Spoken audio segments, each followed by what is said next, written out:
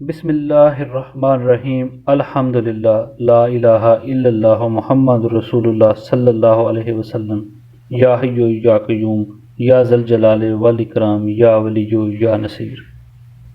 ایک دفعہ کا واقعہ ہے کہ میرے گھر کے ساتھ والے گھر میں ایک نامی گرامی بدماش رہتا تھا۔ اشرف کسائی کا بیٹا تھا۔ اس کا نام بلّہ کسائی تھا۔ میرا گہرا دوست تھا۔ جب فیصل آباد میں اس پر مقدمات بڑھ گئے اور وہ پولیس کو زیادہ مطلوب ہو گیا تو وہ یہاں سے لاہور منتقل ہو گیا۔ وہ وہاں پر بھی وارداتیں کرتا تھا۔ اس کا ایک دوست فیصل آباد میں رہتا تھا، وہ چور اور بدماش تھا، میرا بھی جاننے والا تھا۔ قصہ مختصر کہ ایک بار مجھے میرے دوست بلّہ کسائی نے کہا کہ یار میرے دوست کو کہہ دو کہ وہ لاہور آ جائے، یہاں مجھے اس کی ضرورت ہے۔ میں نے اس آدمی کو کہا کہ تو لاہور چلا جا اور بلّہ کے ساتھ کام کر۔ وہ اگلے دن لاہور چلا گیا۔ ایک دو دن بعد مجھے اطلاع ملی کہ دوران واردات بلّہ کسائی پولیس مقابلہ میں قتل ہو گیا ہے اور دوسرا دوست بھاگ گیا ہے اور پولیس والے بھی شہید ہو گئے ہیں۔ وہ جو مفرور دوست تھا 14 یا 15 سال بعد پھر فیصل آباد واپس آ گیا اور سیدھا میری دکان پر آیا اور مجھ سے لاکھوں روپے کی ڈیمانڈ کی اور کہا کہ اگر تو نے پیسے نہ دیے تو میں تجھے جان سے مار دوں گا۔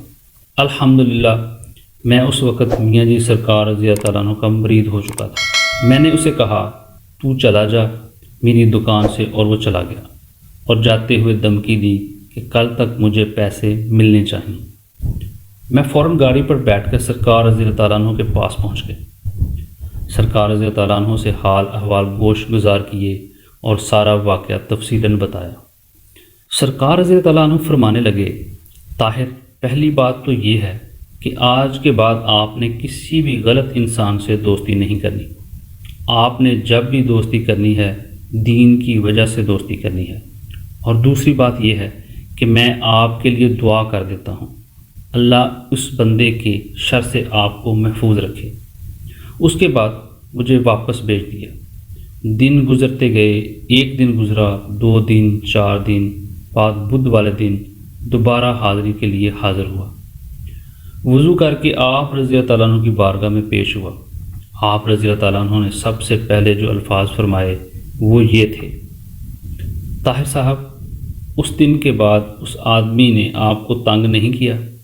میں نے جواب دیا، سرکار آپ رضی اللہ تعالیٰ عنہ کے ہوتے ہوئے مجھے کوئی پریشانی نہیں۔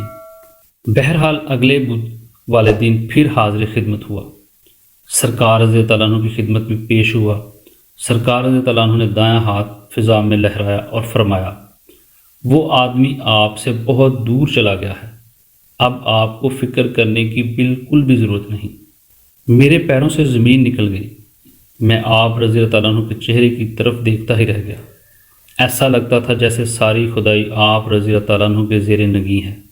الحمدللہ اس کے بعد آج تک اس آدمی کا مجھے پتہ نہیں چلا کہ وہ کہاں گیا، زمین نکل گئی یا آسمان۔